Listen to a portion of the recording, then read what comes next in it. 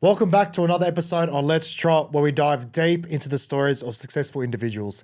Today, I'm thrilled to bring you guys a man that's had to prove a lot of doubters wrong in his career.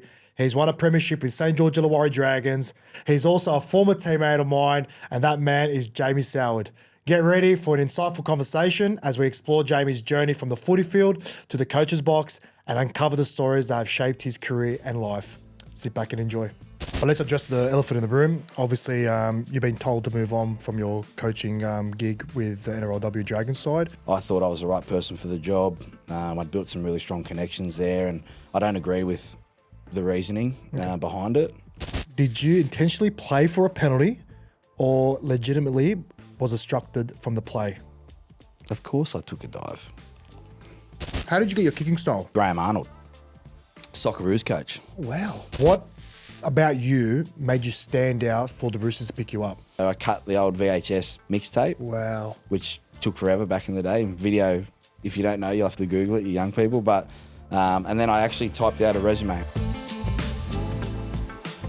Sowie. Welcome to the show, brother. Thanks, man. How's it been? Well, it's been 8 years. Oh, since bro, last- yeah. It's it's been a while. It's sort of when you retire, you get a chance to sit down and take stock of everything. And I've been retired 8 years now, gone back into the footy world, but I've been watching your journey, and I think it's really nice to see you, man, because I don't really have many friends sort of where I'm contacting them all the time in footy, but the one thing I like about you is it was just like we've seen each other yesterday. I know, it's crazy, right? We just saw each other in the car park, and the way we embrace, it's like we've been mates for an eternity.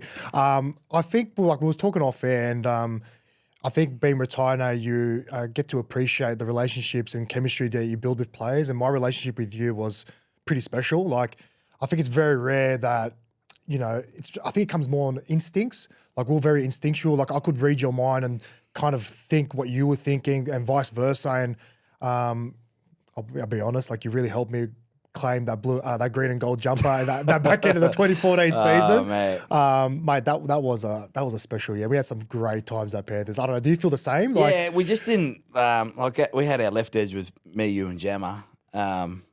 Three nomads in terms of personalities. It was a made up edge in 1 year. Yeah, it was. Like, obviously we had different talents, but I felt like how you sort of summed it up. Like, the whole year for Penrith was, it will never ever be remembered because they're the greatest team in the last, maybe ever right now. But we had a really, really good side. We had really just good people, and that edge for us, Jammer coming in late with a coffee cup that was this big. Oh my God. Yeah, that left edge. But you're right. Like, sometimes I'd just throw a ball and just knew you'd be there, or I'd kick and you knew you'd be there, and we competed really hard and probably realised how simple footy can be, I reckon, that year. Yeah. Because I was coming back from the Dragons and had a point to prove individually, but I reckon us as an edge, we sort of just played and didn't really think too much. I think so. And Moyser. Oh my God. That was peak Matt Moylan. Yeah, he was underrated. Go back and watch that year. Like, he was probably 6 or 7 years ahead of. I agree. Like, if he was playing now, unbelievable. He was like a version of Benny Barber, but his skill from passing and that was, it was a really good side. Well, I've got to say, I think you're one of the main reasons to unlock Matty, because, he was a very shy, quiet, reserved player. And I think you understood that, you respected that, but you also opened up his eyes to a lot of attacking plays. His awareness kind of grew. I think the biggest thing for me was his confidence, oh, mate, he was untouchable. Like, I remember every ball that used to go up, I knew he was going to catch it. Even though he had 3 chasers, no escorts, ready to absolutely pole drive him, and he'd catch it every time. He had the instinct, the touch background, and I think what made that side, like, Wall was such a veteran. Yeah. Stick to the plan. When the ship got rocky or we were going off course, he'd bring us back, and one of the best leaders that we've ever played with. But with Moyser, like, we had touch background, which is like, keep playing, Eyes up. That game against the Roosters in 2014. We're going to talk about that. Was like he makes a break in the first half that ends up getting I think your first try. First try, yeah. Which just that take and run and I think that year, like that squad in particular, we had a good mixture and combination of X Factor, youth, experienced older heads like yourself, Kaidi, Sikamanu, Peter Wallace. Yeah. And it just worked. I don't know. It just worked. From where we came from in 2013 to that, you could call it Cinderella run, all the way to the semi-finals. I know we just fell short, but for me, whenever I reflect on that year, I've got so many special memories, and I appreciate the relationships I formed with players like yourself, Moisa, even Jamal Idris. Like, I'm not sure what he's doing these days, but man, like I seen Gemma a couple of months last year. Did ya? At the Foster races. How is he?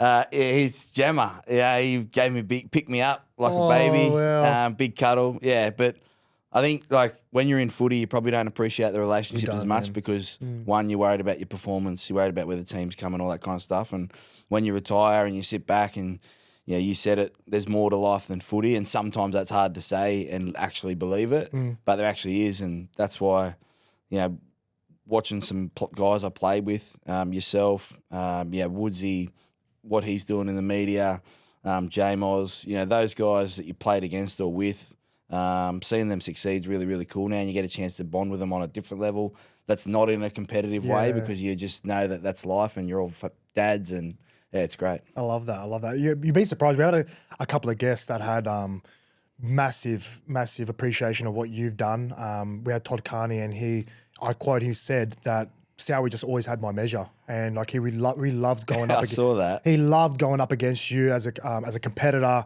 obviously as an adversary, someone that played in the halves. But also Bo Ryan, believe it or not. And I know you guys, we can obviously talk about it now, but you guys obviously didn't really get along back in the day. I know you didn't appreciate what he did, and he actually reflected on that, and being retired now, he admits that he actually took it a bit too far with his jokes and that. And he actually said, if he had the chance to actually meet you in person, like he actually wants to formally apologise. And he actually says in the show, you can look back on it, but I thought that was pretty nice. Yeah, there's two parts. Like the thing with Bowie was I wasn't friends with him, so I didn't appreciate it was almost like it was too personal. It was personal, yeah. So Tigers and Dragons had a great thing, and there was things that happened there. Obviously, 2010, 2011, we had some great battles. But I didn't appreciate it because I wasn't friends with him. I live by a saying now: you're allowed to be mean as long as you're funny. But there's a level to actually understanding, and we could probably take the piss out of each other because we know each other, we respect each other. We have the relationship. Yeah, and I didn't have that with Bo. That's why I got my back up about it, and I sort of felt like it was personal. And we all grow up. Like, man, it happens. But at that time, I just thought it was personal from another club, someone in the game, and I'd never ever done anything to deserve that. And I understood that it was funny, and he had people probably saying, "Mate, we've got to get some content for the show," and I know how all that works, but. Yeah, like Bo's done extremely well in his career to be able to go on and do great things for his family and presenter and all that kind of stuff. And you can't help but have some admiration for that. But I think I was more upset and pissed off that I didn't know the bloke personally, and he was coming at me. The Toddy thing, I can say it because I got tagged in that a lot. People sent it to me. So the Toddy thing was to take a leaf out of Michael Jordan's book, like, it was personal when I played Toddy because when I got moved on from the Raiders, it was because they wanted to keep Todd Carney and Michael Dobson. Wow. So I'd been told that, I'd get a minimum contract for under 20s reserve grade going forward. But our stocks are in Todd Carney and Michael Dobson. Yeah. So that just was a chip on my shoulder the whole time. So every time I played Toddy, I was like ready to go. Yeah. And I'll talk about the players that had my measure later on, but Toddy's he was way more skillful than I was ever in terms of the way he saw footy, and you only have to listen to him talk now and how he analyses it. But I wanted to prove, people wrong, that they'd made the wrong decision. So, we'd played him in a semi-final at the SFS. We beat in 05, beat the Raiders, and then 2010, it was me and Benny Hornby, and I just was focused on, I just want to beat Toddy. Yeah, I just want to beat Toddy. And even, it was just personal. Yeah. It's funny that because I feel like when you look back in your career, whenever you had a point to prove, that was the best Jamie Soward the fans have seen. Yeah. Even you, I think. You agree with that? Definitely. After I came back from Penrith, I was overweight in terms of where I needed to be shape-wise. I'd done Kokoda with Timmy Grant and Ivan and that. I remember that. Came in, but I was carry that chip on my shoulder, and probably right now, like I've got a bit of a chip on my shoulder about what's going on in my personal life with coaching and stuff. But sometimes when your back's against the wall, you just find a way. We'll make it work is what my wife and I say is we'll make it work, and we've got to do that. So when I played with that chip on my shoulder, I think it was to a benefit. Like I still had an article from a Wagga journalist didn't rank me in the top 25, like junior players. Come out of Wagga? In under 17s, like to go on to NRL. That was when Joey Williams, like all those guys that I looked up to, like he didn't have me on top. I kept it pretty much forever. Like that was when I had a chip, like it was something to prove. I felt like I could do that and I could lock in. I love that. But I didn't lock in enough when I was older, which is why I finished at 31. Like the lesson with that is it's great to have that emotion side of it, and that's how I played, emotion, compete. But it can be draining because you might not, have that professionalism around other stuff, which is probably why I finished. Well, we'll definitely be highlighting your journey. Obviously, ups and downs, a lot of it. But let's address the elephant in the room. Obviously, you've been told to move on from your coaching gig with the NRLW Dragons side. I saw it a bit of a surprise because I know how passionate, how proud you are, especially in your playing days. And I think that's no different with your coaching methods and style. What's happened? Yeah, they've just decided not to take up the 25 option. It came a bit of a surprise. I think, the lead up to it, if you took, there's a couple of parts to it. If you took the results this year, like we haven't finished the season, so we don't know where that's going to end up. And it's an extremely young side. I think the average age is 21. Wow. Which is not old, in terms of they've only played maybe 3 or 4 games, some of them. So, but I just think in a vacuum, the way it went down, I'm upset about, and I don't get any satisfaction or by going into that. Like there's no sour grapes there. They made their decision. They got to live by that. I thought I was the right person for the job. I'd built some really strong connections there, and I don't agree with the reasoning behind it. But at the end of the day, like I've got some females within that group that are like my sisters, and that's what hurt, the fact about that stuff, because I'd relocated some of those girls, Racine McGregor, Dahlia medalist, 3-time premiership winner. She left the grand final team to come down and work with me. And I'd pitch that to her. Tyler King, 2-time gold medalist, like Bobby Law, grand final winner, left her team the next year. So that was probably the upset thing about that connection part, because I know I'm connected to my group, and I'll keep moving now. I've talked to a couple of clubs already. Yeah, beautiful. Yeah, it's hard because we weren't really told to get a trade too much when we were coming through. So I've got to lean on some contacts and get through. I'm coaching for 2 Samoa for the next 3 years. Yeah, that's good. Which is huge. Gives me a connection to a different side of culture and still be involved in that women's space. I still want to be a coach, but also understand that there's limited jobs. So of course. We'll keep it moving. Well, for sure, bro. I love that. And obviously you still got a few games left in the season, correct? So you're going to ride out this season and then obviously see what's next there. How's it the balance between obviously the men's code and now the women's code coaching there, like dealing with relationships, communicating? Yeah. Like I really want to know what kind, like, is it a big difference? Yeah. So, I mean, firstly, the reason why I'm going back is because I've got those connections with those players, and those players, I've told them in the last week what they mean to me individually.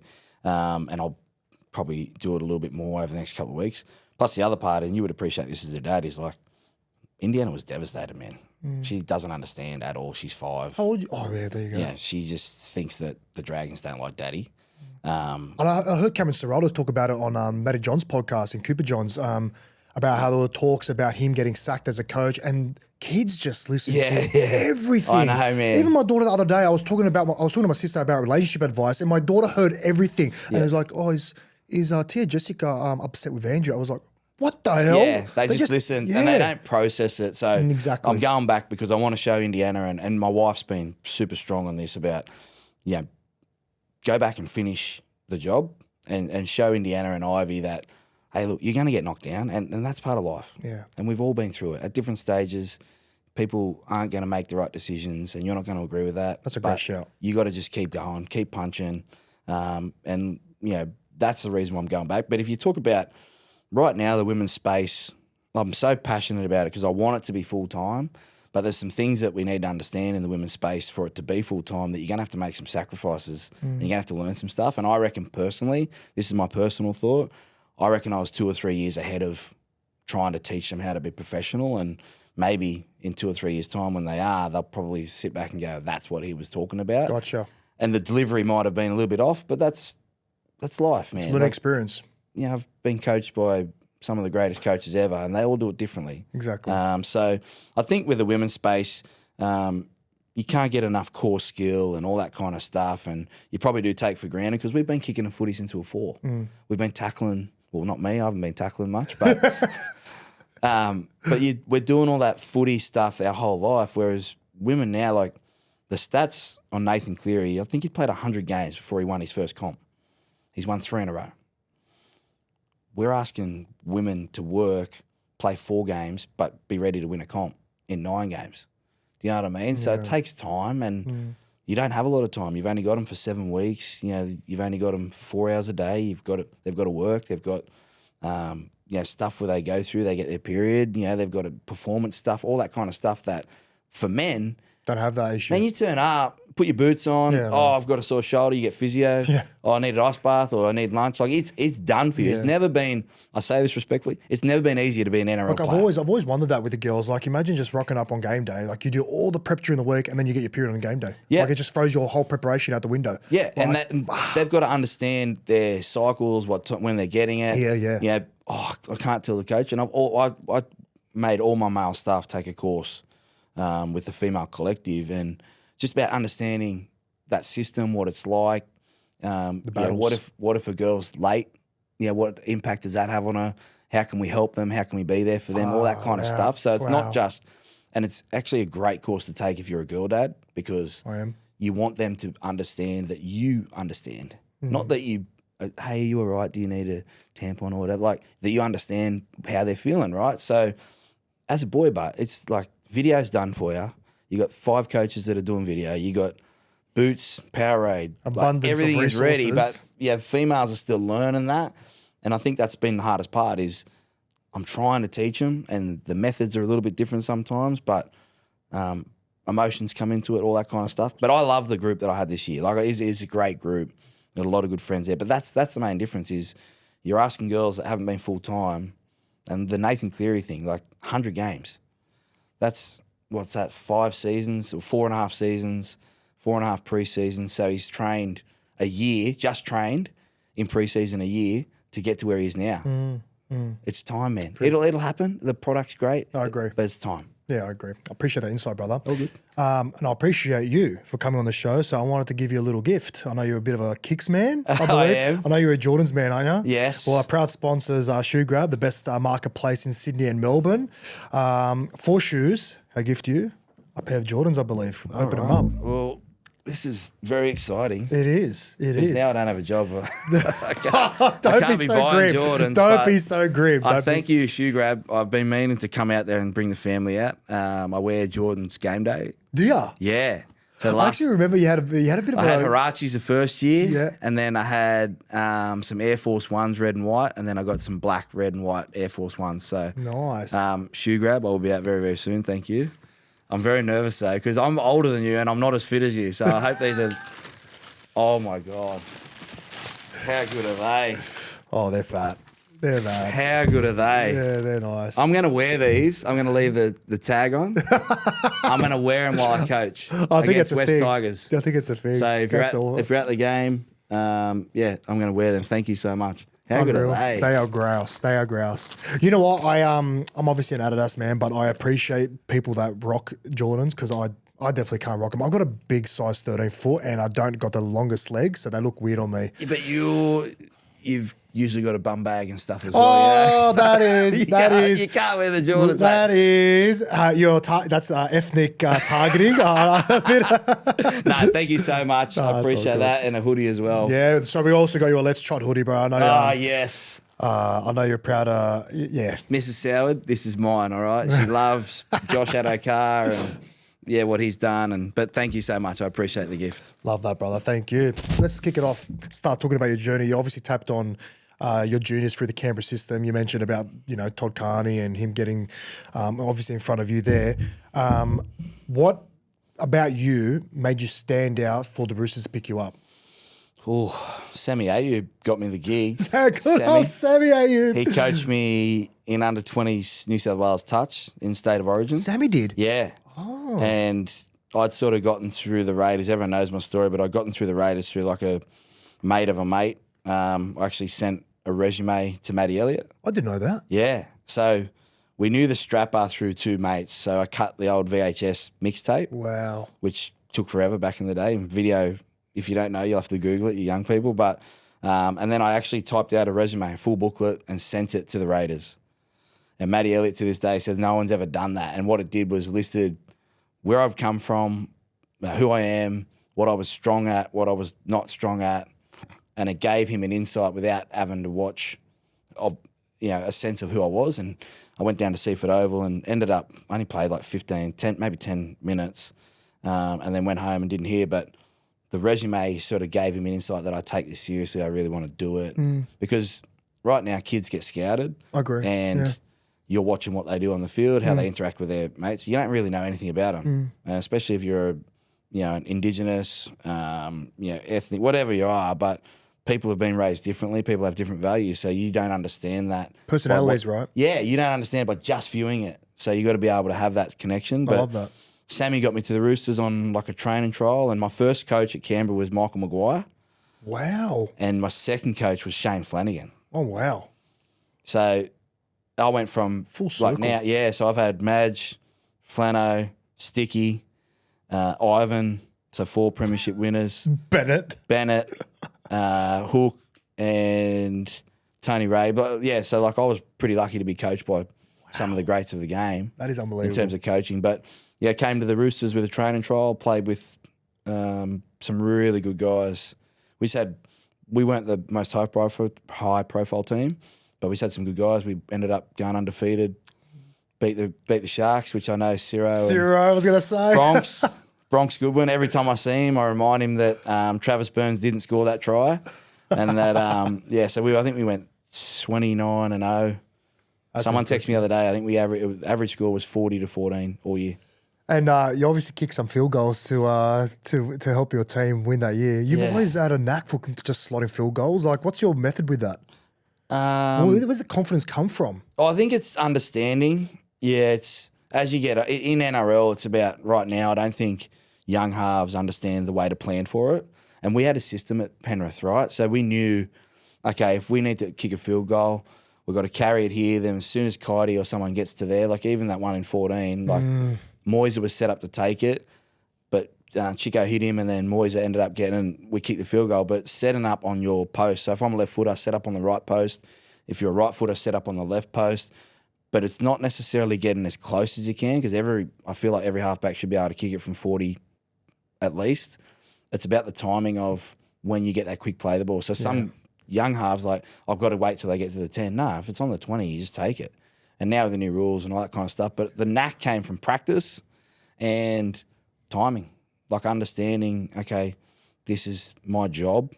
Don't get overawed with it. You're paid to do that. Just like you were paid to get us out of our end and score tries. Like that was your job. So don't overthink it, but understand the timing of where you need to be on the field to be able to execute that. Then you're allowed to go and get X factor with it. So we had a play where passed to me and I'd turn it back to Moyser and Moyser kicked it. So being able to do that, I don't think you ever plan to be in those moments like as a kid, like kick field goals, but understanding when you get into it, practice, understanding it. I think that's great insight. And like you say, not overthink it. Like I think late in my career, I started understanding or like getting to points. Perfect example, like just off a yardage kickoff set, I'll take that second hit up just a normal block shape off the dummy half. But because obviously you got a condensed line, if I was to kind of just go on a bit of an angle and just engage that far back rower, I'll know the middles will have to travel further. And if they don't travel, we've obviously got the overlap on the short side. And it's amazing how you don't really see that early in your career. Like all you want to do is just play, run hard, quick play the balls, you know what I mean, score tries. Yeah. But the older you get, you value the direction of the sets and the way that set kind of goes out. But yeah, that's a great insight. But also I have to highlight with your field goals, like you didn't have you weren't benefited from the protection like you have these days. Like It's just, Oh, man. mate, you used to. If I was playing like I was accused of diving by the Bulldogs Yeah, fans. we'll get to that. Shout out Bulldogs fans. I still love you. Today, man, like you can't touch the kicker at all. It's getting to the point where you're gonna have to tell them when you're kicking like NFL. Do you think it's taking the piss a bit, but? Yeah, I think you got to expect some pressure. And as a coach, like now, I don't even coach kick pressure. Like, remember how big kick pressure was? Because you can't touch them. There's going to be a penalty.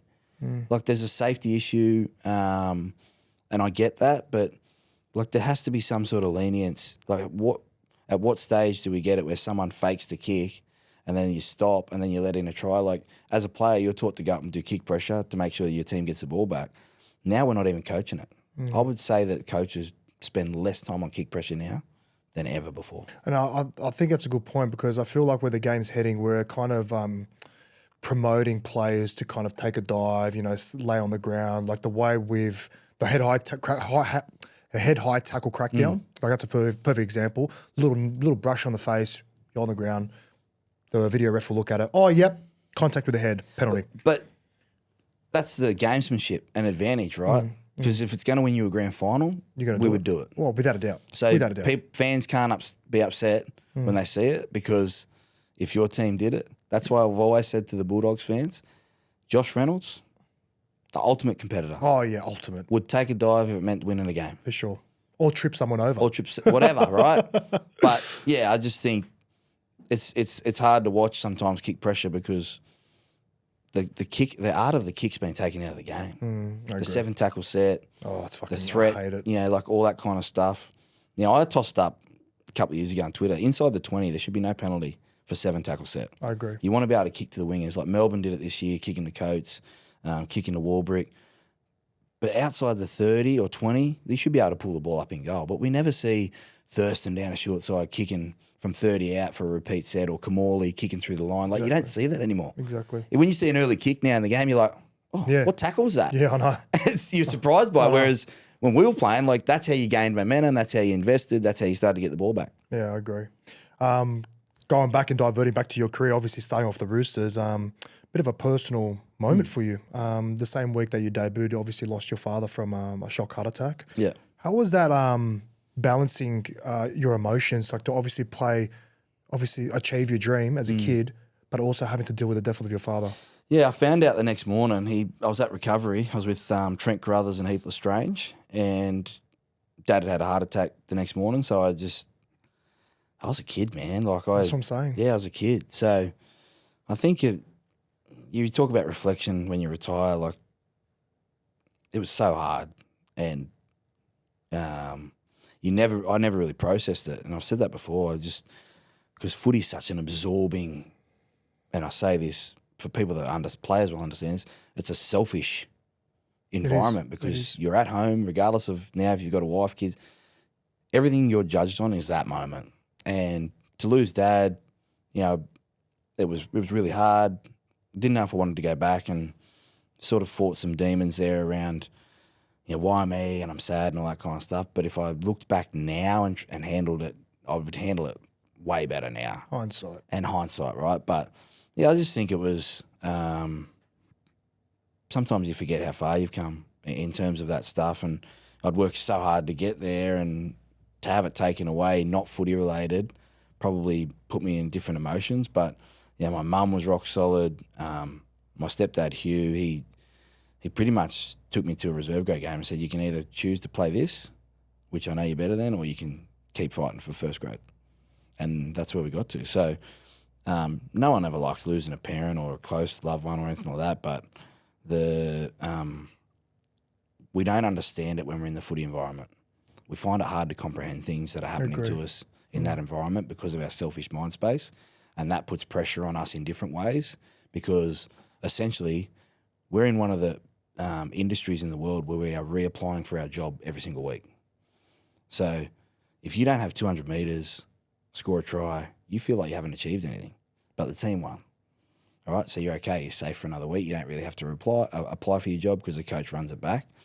When you're a young bloke, you're hard to process things because you're worried about what the older guys are saying, what the coach is saying, what the fans are saying. if you miss us, at home's off ya, like all that kind of stuff. When's my next contract? My player manager won't talk to me, like all that kind of stuff. And in that moment, I'd forgotten all of that and worried about Dad. And then it just sort of happened and I didn't know how to bring it back. But I did. I'm grateful for the people that supported me through that. And as a dad now, like I'm 40 this year. Dad died at 41, so I've had to change some lifestyle stuff. But it was an emotional roller coaster, and I got through it. That's the thing you got to remember is we got through it and we kept moving. And just like this week, I'll get through it. It hurts. Exactly. Of course, it should hurt. If you care about something so much, it should hurt. But you should also. That's why scars happen, so it comes back tougher. Yeah, I love that, bro. Thanks for sharing that. Obviously played a couple more seasons at the Roosters and the Tricolours. What appealed you to sign with the Red V? Roosters didn't want me. Straight up. Chris Anderson came to the club. I'd moved back to a part-time. I was on a full-time contract, part-time training. And then Newtown at the time with the feeder club? Yep. So I played the first 3 months with Newtown and then had a chance to go to the Dragons, met Brownie. And then off the back of that, played one game with the Roosters. We won in Golden Point. But I'd already signed to go to the Dragons. I just felt like there was such a great period, 02, 3, 4 for the Roosters. 05, they're starting to get, like we'd undefeated in 04, but we started to get some of this young talent coming in that didn't understand footy yet. We were like, throw it around, caution to the wind, let's win 30-28. Didn't understand that. And I reckon the older guys that the Roosters needed us to be more mature, but we just weren't there yet. So then you moved to the Dragons and they'd had great teams in 05, 06. Then they started to rebuild because some of those guys had moved on, like Baz and all that kind of stuff. So, I wanted to go to the Dragons for an opportunity to play regular first grade. And I felt like that opened up a new world to me after what I'd gone through with Dad. That sort of closed that chapter. Fresh start. Fresh start. So, I went to the Dragons and 3 years later, I'm holding the trophy. It's crazy. Well, let's speak about that year, 2010. What a year. A lot happened that year in particular. You go into the season as the best 5'8" from the previous year, won the 5'8" Dally M Trophy of the Year. You also surpassed Mark Riddell as a top point scorer for the Dragons, and you managed to achieve it against the Roosters. Speaking of chip on his shoulder, managed to do it at Anzac round, I should say. And to add more salt in the wound, you decide to beat him on grand final day at your old club. It's just crazy how things work out. Yeah, madness. I've always said Nick Politis, I owe a lot to Nick because he rubber stamped the approval for me to move to the Dragons because Chris Anderson, like I got in the team, we won, so he sort of wanted to keep me and we had a discussion, but Nick said, no, you haven't used him, push him, we allow you to move.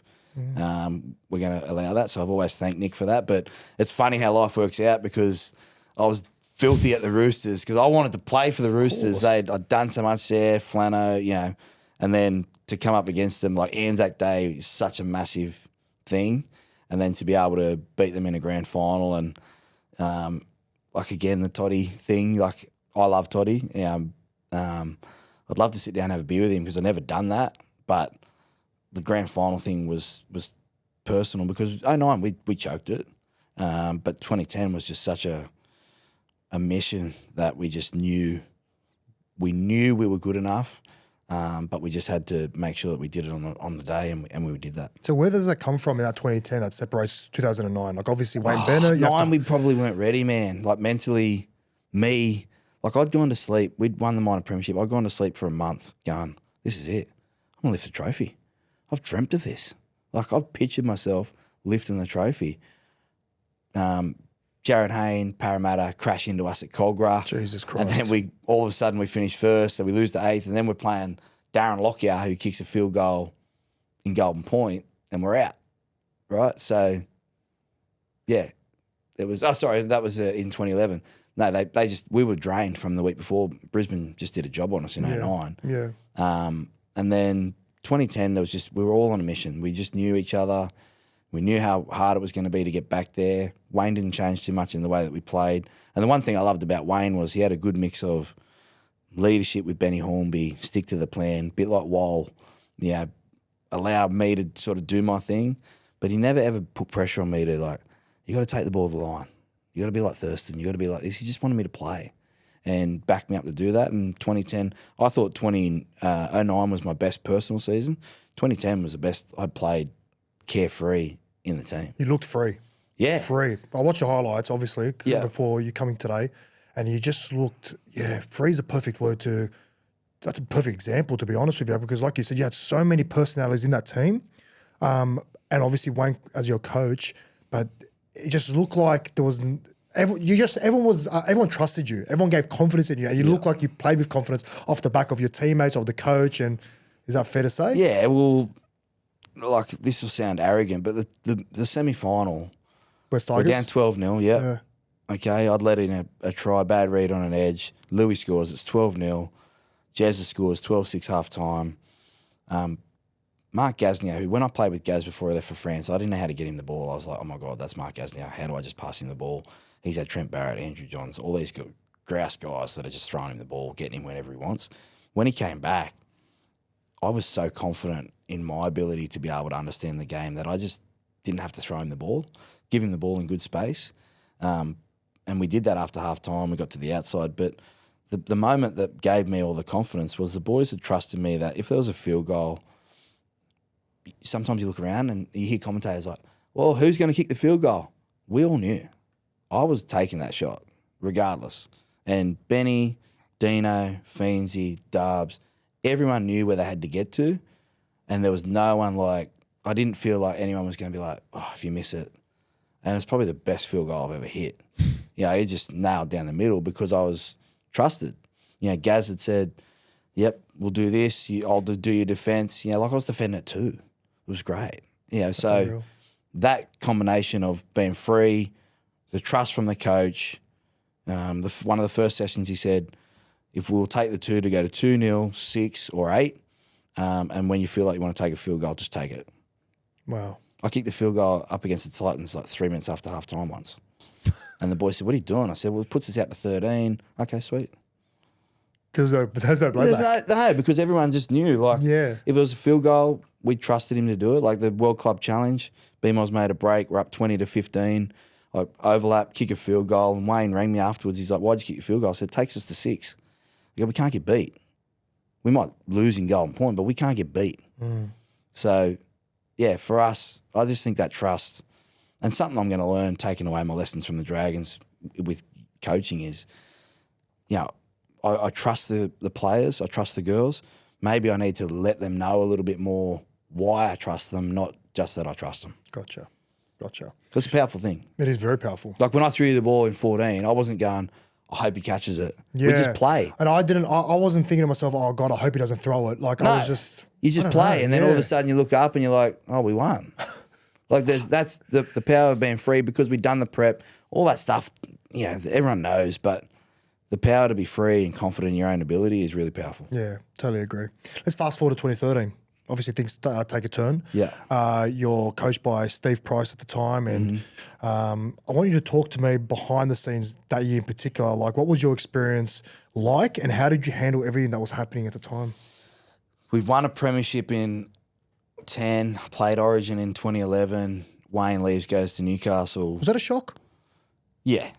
I mean, I can't remember back that far. I wanted to go with him because it was like my dad. You had a great relationship. I remember there was an article in the paper, The Telegraph, and like he compared you to Alfie Langer. Yeah. It was. He loved you. Yeah, I just felt safe around him, really. 2013 come around, and I've said this to Pricey, like we've had a beer and seen each other since, but like I didn't want things to change. I'd won a certain way. I couldn't understand or grapple as a player why I'd be moving to the left-hand side while we're trying to do things differently. My ego was huge. Like literally, 2 minor premierships in Origin, playing All-Stars with Jonathan Thurston, won a comp. Like my ego was huge and probably not ready for that next step in terms of what it would take to get back to there. And that's why I've had admiration for those guys that are champions who have repeated and done it for such a long time. And the thing between me and Pricey is I'd had a relationship with him as a blue shirt, really tight. Like being an assistant coach is probably the best job in the world because you're a counsellor. Yeah, you're when the coach is off you, you're going to the assistant. Sure. So, and I probably just didn't give Pricey enough of myself or the team enough of myself. I thought like I would probably earn a little bit more than what I'd been given, and I wanted to stay at the Dragons. They only offered me 1 year. Gus and the Panthers offered me 4. Like, it was just maths, really. Why didn't they release you in the 2013 season when you Oh, asked? it just become toxic. Like, I just wasn't myself. Like, once I knew they'd offered me a year, yeah. We'd lost leaders. We were losing. We'd lost Benny. We'd lost Dina at the end of 12. We'd finished 9th. And again, I just couldn't get my head around why we were changing things. Like, but to evolve, you got to bring new people in. You got to have things to keep building. Like, Penrith, in a nutshell, have a great system, but they've evolved with stories and how they do things. They have to, though. They have to. That's why Jerome Luai's been great this year, right? So, I just wasn't. Yeah, I guess looking back, probably just wasn't the best version of myself. Didn't give Pricey enough credit as to what he was trying to do to me in terms of off the field and help me that way, but also on the field. I just felt like I wanted to just stay. Like, Wayne had got me to this point. Why was I changing it? That's what I couldn't get past why I was changing things, which led to my downfall because I started to get defensive. Oh, I can totally understand. Yeah. Totally understand. But in 2013, didn't you ask for a release, come to Penrith earlier than 20? No, well, Penrith were rolling then. That was when you guys were going good. So I didn't want to go over there and then start losing, and then all of a sudden it's like I got 4 more years here. So Gus said go to England. I went to England for a bit. What was that like? London Broncos, right? Mate, the best. Yeah, well, I can't work it out because obviously Super League's Northern England kind of sport. There's like you're small fish in a big pond, So right? good, mate. Yeah, what makes it good? Give me. Tell me. London's just a great place. Oh, well, yeah, a to live. no-brainer. But I had Tony Ray. Yeah, he took me under his wing. You know, I enjoyed it. There was just a bunch of lads. And I enjoyed it the first time because I knew I was coming back and I had a point to prove. The second time I went over, I probably knew that I was going to retire and I hated it. Couldn't comprehend. Like, I should have just played the year out at Penrith in reserve grade, got my money in 2017 and then just gone off into the wind. But I couldn't do that because I wanted to compete, mate. I felt like I still had a chance to compete and whatever else happens. But, yeah, coming back to Penrith was cool. So I knew in 13 I could just go over there and get on the piss and play and come back. Well, 2014, mate, we very touched on it a little bit. What a year, man. Like, I look back on that and I had so many great memories and fond memories. But why did you come to Penrith? Like, was Penrith the only destination that appealed to you, or were there other clubs that you might have? Nah, well, obviously there was clubs, but Gus had just pitched like 4 years. Like, he'd gone after Thurston, he'd gone after Carney. I was probably like the home brand version of a halfback, what they were looking for. But I felt like it was due for a change, obviously. The length of the contract was appealing. Of course. But I get a chance to be at the forefront of some of the guys coming through, you know, like yourself, and like chance to play with Wall. Like, that excited me because he'd come from a successful system at Brisbane. Jammer, such a big body, like ET, Elijah Taylor. When I sat down with Gus, it was me and ET were the only people on contract for 2016. So it was pretty crazy, but we just had a really good group, man. The 20s system was flying.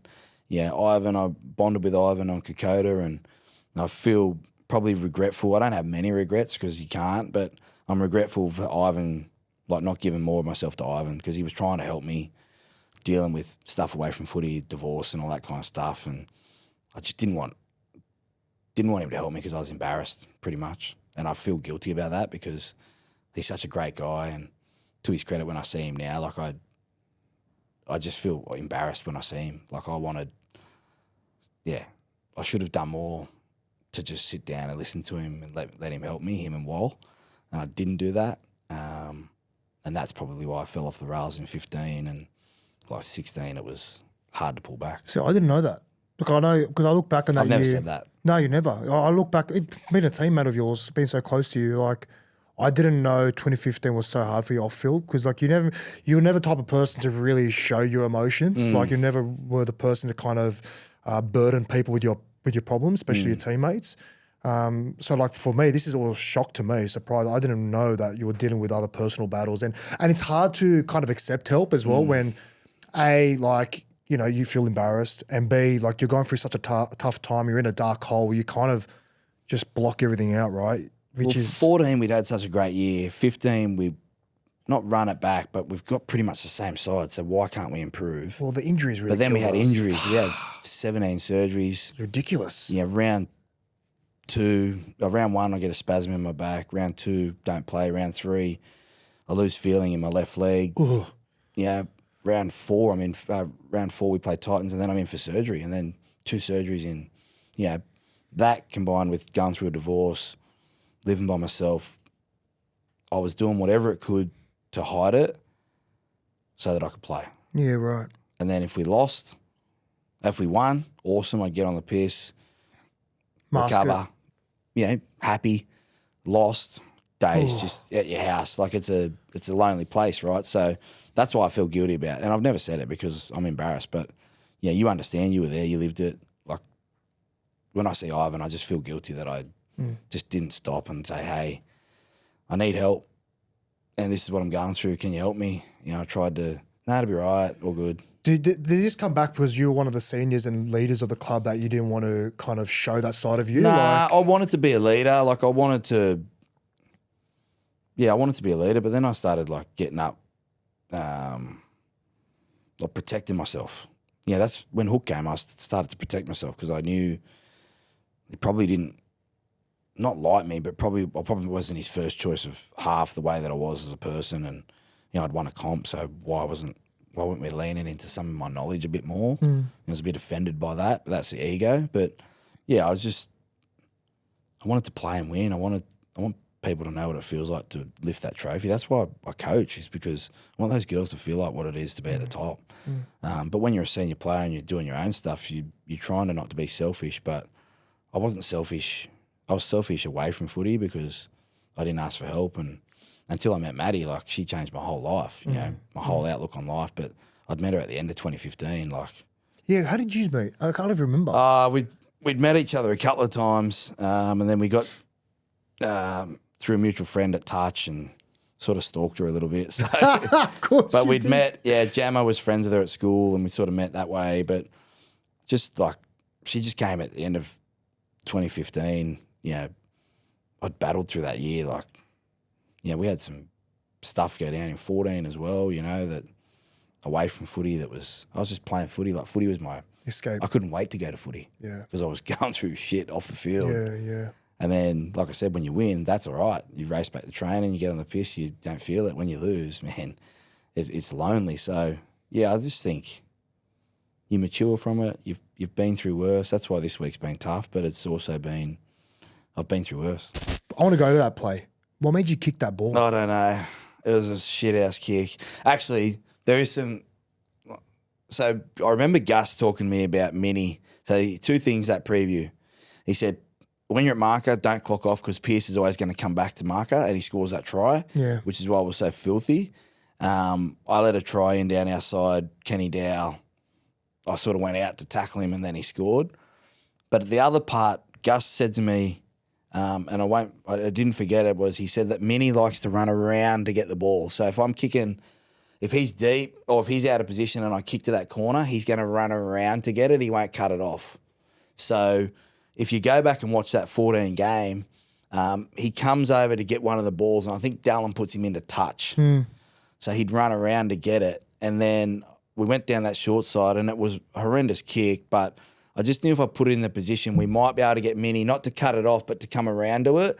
And then I reckon he sort of, because he'd come around to the first one and Dallin took him out, and Dino, I reckon that he'd sort of thought he might just leave it to bounce out, and Dallin makes the play. Oh, my God. But if you think back to that preseason, Dallin didn't chase a kick, and I tore into him, and it went dead. It just went dead, and he stopped on it about 20 metres, and I tore into him.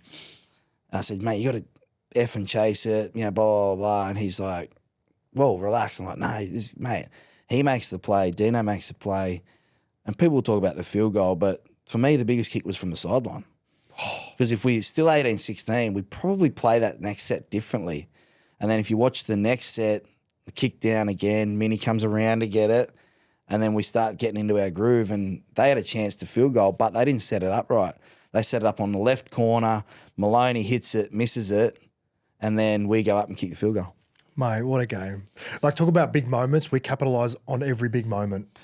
But we had some adversity moments as well. Like after the Jennings try, I think I kicked out in the full. Like they were starting to get a roll on. Then second half, we didn't really do anything. We had a penalty goal. That was it. Yeah. And then Dino scored off silky hands from Moiser, the no-looker, and then he scored another one with Dallin flicking it back. I don't know if you recall the vision. Like, I'll never, ever forget it. My eye was... Alan Mayer? Oh, Alan... So you've kicked a field goal with, I think, 30 to go. I've ran in, I've hugged you, and you're like, no, everyone get back in positions. It's the time stops. Yeah, and there's 5 seconds left. Yeah, Bearsy, God bless him, our trainer, Giz Stewart, has come on, and you've absolutely tore shreds into him. Mate. Piss off. Yeah, oh my God, what a game, mate. It was what a game. Like the field goal was just a line drive, but it was just we had that kind of team. We didn't overcomplicate things. Like Ivan would say, it's a grey game, and yep. Yeah, we didn't need any slash. Yeah, it was just good times. Great times, great couple of years. Going to 2016, obviously, you said you had a pretty hard conversation with Hook. Yeah, and eventually you got an early release and went to the London Broncos and. After that, you pretty much hung up the boots. Why did you think it was the right time after 2016 to announce your retirement? A mate of mine had said I wasn't enjoying England. I was in a little attic over there playing second grade, trying to get promotion. And I'd sent a text to my WhatsApp group and I said, they said, how's it going? I said, I'm not enjoying it. I think I might retire. Wow. And I sort of threw it out as a bit like, nah, don't retire. You've still got plenty to give. Like maybe you get that back from your mates. And one of my mates sent back, mate, if you're thinking about it, you're done. And I was like, oh, shit. Wow. So it was that honesty, and I just wasn't enjoying it. I was missing Maddie. I was ready to move on to the next chapter. I didn't know what I was going to do. I think that's the scary part for all footballers is like... Went through that. People think, I'll just go into media or I'll do this and this. It's actually really quite hard because, you've done well yourself. Like this show's great, but the way that you can articulate footy to the people down the pub having a beer. I think that's really important for people that want to go in the media, but it doesn't just happen. And I miss the game day. I don't miss the prep. I didn't miss eating well. And I wasn't even a great trainer, like eating well. Like I was never supremely, 16 I was, but I just think I just had enough, mate. Like I just mentally had enough. And that's why coaching was good because I get that sort of buzz. But yeah, I think, when you retired, like you'd sort of chased, like 17 was a big year for you at Penrith, and then you'd gone and you're sort of in and out, and I followed that through South Sydney, but I think sometimes you just feel it like, okay, I'm not going to be in the team. And I knew that I wasn't going to be in the team. So 16, I just felt like I wasn't going to go and play reserve grade because the one part that I didn't want to be a distraction to the group by sooking, and I knew that I'd be a bit of a sook about it, so I didn't want to do that. Because I found it strange you not being in the team, like after what you've done and what we've built together. So it was a shock to me. Yeah. For you to actually leave, like looking back, it's all a blur. Like it just happened so quick. Yeah, well, but with no noise. There was no noise about it. I just didn't want to. Yeah. I don't think you have to make noise. Like you can retire and just keep moving. Yep. You spoke about your mental health, like obviously retiring. Did you feel like there was a load off your shoulders in particular, or like did you find it harder the next year transitioning from playing footy into like obviously a normal life? I was lucky. I went and worked for Harvey Norman. I sold toilets. Yeah, did you? Out at Penrith, yeah. I didn't know that. Yeah. Maddie, I sat around for about 2 months, and then Maddie was like, you got to do something just for your mental health and, be active. And so she got me a job in the bathrooms department at Harvey Norman at Penrith. I did not know that. So people coming in, like I was selling toilets and people coming and go, how come you're not training? I go, oh, I'm retired. So I worked there for a year and then started to cross into 2GB and, I had some time at Triple M and, to do that. So I was selling $6,000 toilets. I had no idea. Shout out to Liz at Penrith, yeah. That is, how long were you doing that for?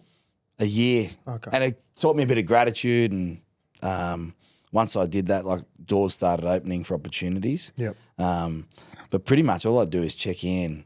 And Nash, shout out Nash at Penrith. Nash. The bed department. Yeah, Nash. He owes me a bed too, Nash. But I would walk in, check in, and I'd just walk up and down the store talking to people. Some days I wouldn't sell a thing. And Liz would go, "What are we paying you for?" I said, "I'm just a liaison officer." I just walk. I'd go and talk to the boys out the back about footy. I'd go up and talk to Nash about beds and footy and all that stuff. But yeah, it was, you don't really know what to do because everything is scheduled for you as a footy player. Oh, no. You know what time you have to be there. You know what you have to wear. You know what you have to eat. Then you get some time. We didn't have family then, so it was like, what do I do with my time? You know, Golf. Yeah, whatever. So, yeah, I just went and did that. It was a hard transition. I think sometimes, again, back to that little embarrassment we always have, like, I'd been divorced. Like, I don't have money. You know, I don't have millions of dollars there that I can just chill out and do something. Plus, I'm not a immortal or a great of the game, so I can't just walk into that. You know, I'm going to have to sort of lean on some friendships here, manipulate, what I want to do that, rebuild myself to a chance where people want me a part of it. And I'm going to have to do that again now. But, yeah, it's definitely hard when you retire. I want to throw this to you. Are there any moments in your career you look back on with a different lens now being a coach? Oh, I think, yeah. You know what I mean? Yeah, well, like what I'm going through now is like the message across the players, tell them, having hard conversations. I think as a player, you sort of felt like the coach hated you. The coach doesn't hate you. They know what you can do and they're trying to teach you the right way to do it of what they see, you know, like talking to girls now about why we do things and how we understand that and what that's going to mean for the next 5 minutes. Whereas as a player, you just think the coach hates you. Off me. Why is he off me? Yeah, why is he off me? Yeah, and you're like, oh, hold on a second. That's why me and Hook had a falling out at Penrith, and then we worked together at the Dragons, and it was really, really bizarre. Really, really cool because I got to sit down and pick his brain, and he'd explain some stuff, and then I'd be like, I remember that time when I thought you didn't like me, and he's like, nah, I was just trying to teach you, like, you know, once you stop wanting to learn, you're done. And I'd stop wanting to learn at Penrith. I'd done it, mate. What are you teaching me? Like, you get that self-defense mechanism up, and I wasn't reapplying for my job every week when he came. I just expected my application to be given back to me instead of I've got a chip to, you know, here, I want to be in the team. This is what I can do, like the resume. I wasn't doing that anymore. I was just like, mate, you've got my resume. See, don't ever stop reapplying for your job. I love that, brother. I love that. Truth or sauce time, brother. Oh. Yes, I know you're excited for this one. I know you love spicy food. Oh, man, I'm nervous. You got bowels of iron and steel? No. No? Nah, my wife will be watching this laughing. I'll definitely be taking truth, bro. Oh, God, I hope these questions are easier for you. All right. You got questions for me as well? You can clap back at me, man. I've just got one question. Oh, you got what? Do you want to kick it? Let's kick it. You can kick us off. So 2016, I'm in the attic in England, and I'd been away for about a week. I probably wasn't feeling the best. You're making this sound so grim. And I was still in the Penrith WhatsApp group, and I think I'd written something back to sort of think, the boys, you know, I'm here, like all that kind of stuff. And I was met back with, you have been removed from the group by Josh Mansell because you were group admin. I want to know, why did you do that to me? I was fragile and you got rid of me. Like I said before in the show. The whole hour here, you're like, oh, man, you're such a great guy. I love playing with you, all this stuff. And then you kick me out. But karma came around because I think I did the same thing to Clint Newton the year or two before. So, sorry, Clint. I apologise, mate. I apologise if I offended you. But we get pushed into it, right? Well, it's not that. Well, yes and no. Well, you obviously left and... Just blame it on Latsy. You want to... Nah, it's not that. It's none of that. It's like perfect example, right? Say you've got a work WhatsApp group, right? And then one of your colleagues leaves. And they're just sitting in the WhatsApp group, like not leaving. I'm like, well, okay, I'm going to have to do this myself, aren't I? So I was unfortunately the one having to do it. Well, I learned from that. And your lesson has held me in good stead because I've left the WhatsApp group at the Dragons. on my own accord. Oh, bloody love that. I love that. Oh, my God. And yeah, not personal, but I'm glad we could clear things up. Now, my question to you, and this is a bit touchy for Bulldogs fans. I know. So, like, there's a moment. And So, is this, what's the rules here? I have to eat the chip no matter what? No, you have to eat a chip with sauce if you don't want to answer it. Oh, okay. Or you can answer it and avoid the chip and sauce entirely. So there's a moment that Bulldogs fans still talk about to this day, and I'm sure you know what I'm about to talk about. So just in context, 2012, there was a time where you were accused of milking a penalty. 209 it was, 209. Are you sure? I think so. It was for the minor premiership at Cogger on a Friday night. I've got to fact check that. Okay, we'll go off you. We'll go off. Just say it's 09. At Cogger. No, Cogger, you were accused of milking a penalty in what was a pretty intense match between the two of you, which ultimately disallowed a try to the Bulldogs in the last minute of the game that would win them the game. So my question to you is, did you intentionally play for a penalty or legitimately was instructed from the play? Can I have water with the chip? You can. Of course I took a dive. And there's your answer. Of course I took a dive. Yeah. It wasn't even a dive. I didn't hit the ground.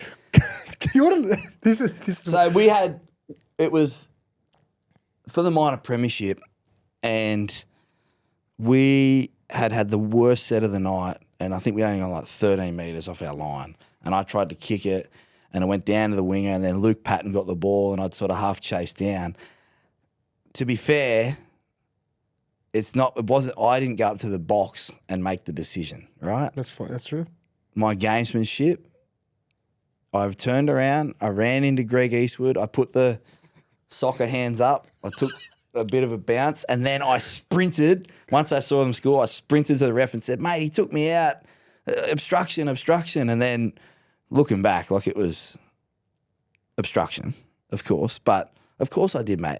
We got Bulldogs fans, you got a lot to cheer about this year. It's time to let it go. It was 15 years ago. That is fair. That is fair. I've even done a Bulldogs don't forget, but podcast with Bulldogs fans. They let me in the area and I was able to do a pod. I love what your team's doing this year, but man, like, let it go.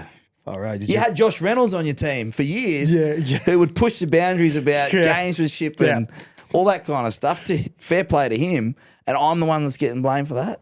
Yeah, that's true. Man, that was scary though. There was Coke bottles coming over and everything. What happened with that? What was the aftermath? I was a little bit unsettled walking to the car because I knew, what had happened. But I just remember Coke bottles coming onto the field and we were like, and that was when like, rivalries were rivalries, like Bulldogs, Dragons hated each other. They still do. Yeah. But like 09, both teams are flying. You saw a couple of weeks ago, like both teams in the 8 and what it means. I think we were like first and third or something. Yeah. It was crazy. Wow. Great experience. Thanks for clearing that up because I'm sure there was a lot of people wanting to get that cleared up because I'm watching it and I'm like, I swear he did that. I know Soward. I'm sure there's a bit of gamemanship there because Luke Patton's coming towards you, and instead of you going towards him to make a tackle, you're already going. But why does that surprise anyone that I'm trying to get out of the way? Why did that surprise anyone that I'm trying to get out of the way? Listen. It's funny. Yeah, I love that. I've got a question for you. Oh, nothing to do with the chips, but like.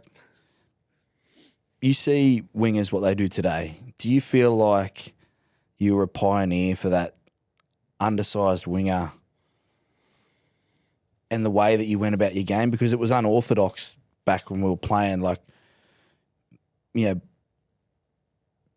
weren't necessarily like going to be in the right position, like game sense, like understanding the game. It was all effort, all that. Do you feel like that you were sort of the pioneer for a different prototype of winger than what you see some of the wingers today? Because like Will Warbrick and Xavier Coates are like 6 foot.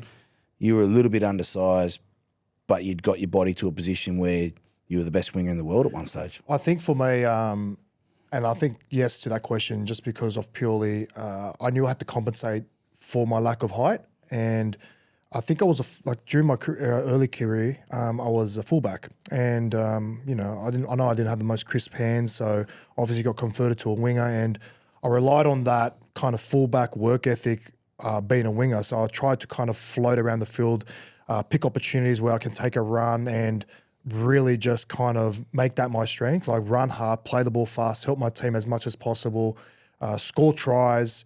And I think it just happened naturally. I don't know. Like I feel Ivan must have seen something in me. Gus saw something in me, which I'm very appreciative of. And for me, I wanted to kind of repay that. And I don't know. Like it was hard for me because I didn't have anyone really trying to mold my game off because not many wingers were doing that. There was, to be honest, there was one winger that I kind of took a leaf out of their booklet, and that was Sammy Perrott. Yeah, ran the ball hard, similar size to me. Like I'm not gonna watch video on a guy like Manu Vatuvei, a Brett Morris, because I wasn't as quick as Brett Morris. I didn't have the height as him. I didn't have the height as a Manu Vatuvei, and I didn't have the build. So I was like, I've got to come up with my own game and my own style. And it obviously kind of, I don't know, it just worked with Penrith.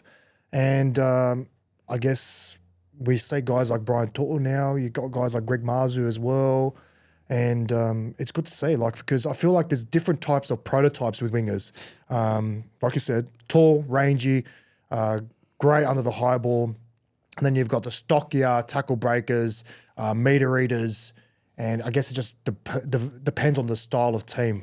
I think it depends on the coach, because you're saying when you change clubs, someone probably didn't see that value in terms of what that would mean to the team. And we're seeing it with fullbacks at the moment.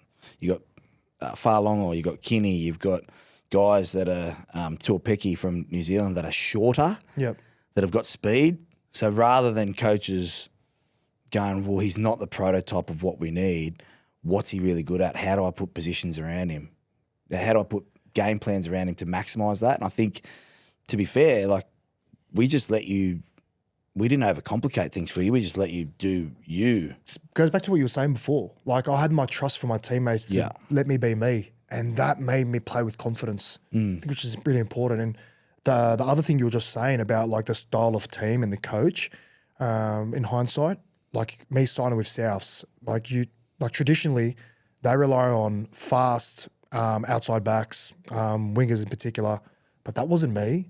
So I think that's why it was part of my not my downfall, but like I just didn't really fit in with the way the team played, and it's because of the strengths and that I relied on at Penrith. Like at Penrith, I felt at home. Yeah, every single game, I felt confident in my own ability, but my place in the team at Souths, complete opposite. Didn't have the exact same confidence. Didn't feel like I had a place in the team with the way I played, and I just couldn't adapt, I guess. The other question, Latsy told me to ask you this. Was it true that you used to play in shorts that were a size too small? Lies. Well, okay. In my defense, I used to play with a tighter jersey off the back of, not to be grabbed and stuff like that. Which that's a lie. And get the rig out, of course. Of course. If I look like that, I wouldn't wear a jersey. But like, you used to wear smaller shorts. I remember you asking Mersey that you wanted tighter shorts. Lies. That's a lie. That's a lie. That is such a lie. I guess you're going to avoid a chip in the sauce. Like, you're very lucky. But for the fans, because I'm sure they want to see you eating a hot chip, I'll do one with you if it makes you feel better. I'll do a chip. I'm not doing. Is that you on the bottle? It's actually no. Relax. Sorry. That's way too much. It's not. It hasn't come out. There we go. See, it's nothing. Yeah, I have one with her. Down the hatchet. Down the hatchet. 3, 2, go.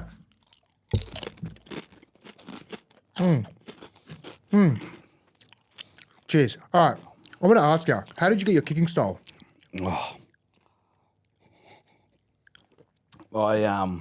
You'll love this, actually. I don't think I've told you this story. I used to be a goal kicker. That's a bit hot. I used to be a goal kicker coming up, and I worked hard at it, but I wasn't great at understanding consistency through it. So when I went to the Dragons, Kurt Wrigley. Oh, Riggs. Yeah. He was my kicking coach, and I'd had a bit of the yips in a couple of games. He took me to Graham Arnold, Socceroos coach. Oh, wow. Yeah, and we had a private session one-on-one at Cogra where I just kicked, and he showed me some stuff about being square to the ball and Ronaldo free kick takers in football, how they move into the ball, and I was going too slow. So I worked with him for about an hour and a half, kicking a soccer ball and then working on, if I was going to be on one side of the field, so the one where I'd go at left post, I'd be square to the sideline. And if I was on the other side, which is technically my bad side, I'd be square to the try line, like with my chest and move straight into the ball. Best thing I ever did. Unbelievable. Graham Arnold, about momentum, he said, Cristiano Ronaldo stands at the top of his run-up and builds momentum into the ball. He said, you're getting too long and you're trying to rush it at the end. Yeah. And then that's why you're not getting the consistency. So once I did that, I started kicking a lot better. Even you had that shimmy, was that adopted? Or No, I just, the I march? didn't even know, the march, I don't even know where that came. I stopped it at Penrith because people, yeah, I just stood there. I just bounced back and walked in, but I just had to keep moving. I don't know. It just sort of happened. Just one of those things. Like I didn't go, oh, I'm going to market that and all that shit. It was just a matter of, I just move into the ball. Beautiful. But Graham Arnold, Graham Arnold, unbelievable. I want to ask you, like, you obviously cop some big cheers from the crowds. It's like, oh my God, like playing with you. Like to this day, I haven't heard a crowd hate a player more than you. I'm just going to say it. Like, did that used to get to you or did that fire you up?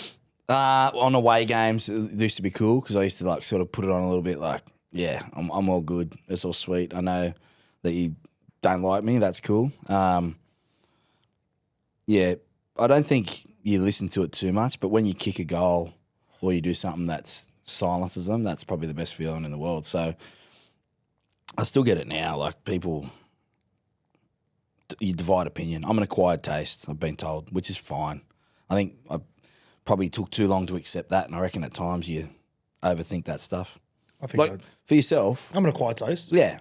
But you've got your opinions, you've got your beliefs, you've got the way that you do things, right? When you're playing footy, really hard to separate now, with even worse with social media Oh and my God.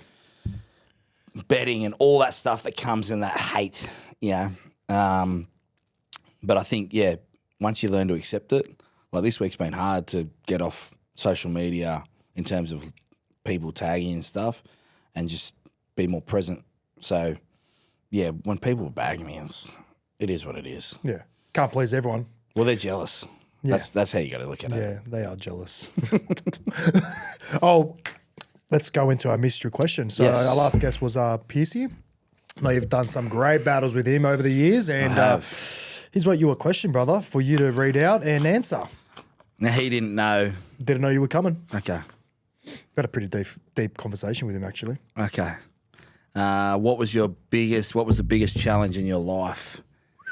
I touched on it, like 2015, definitely the biggest challenge. I think it's,